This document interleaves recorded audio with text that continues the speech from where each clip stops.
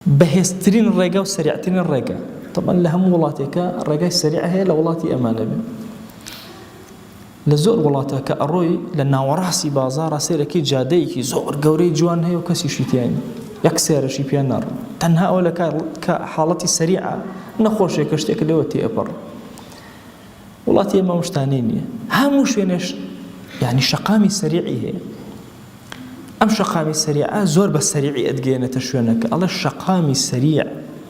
جادەی سەریع بۆ شەیطان چاوی تۆی بەم چاوانەتە ڕاستەوخۆ شەیطان چۆتە ناو دڵت چاوەکانت گرت ڕێگای سەریعی شەیطان داخرە ناتوانێ بە سەریعی کاریگەری لەسەر دڵت دابنێ نۆیەم ئەفەرمێ دڵ پێویستی بە خاڵی بوونەوە هەیە بۆی بیر لە مەساڵحی خۆی کاتەوە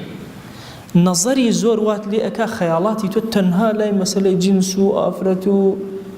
حتا بۆ مەعیشەتی خۆت بیر ناکەیتەوە چی بکەی جاری وایە کەسێک کاسبی ئەکا ئەڵێ بەخۆ ماسە هەرچی عەقڵی خۆشمە بەکاری ئەم لە کاسبەکە نەجاحەت نایەن و کورە عەقڵە مشەوەشە عەقڵ ساف کەرەوە اینجا بەکاری بێنە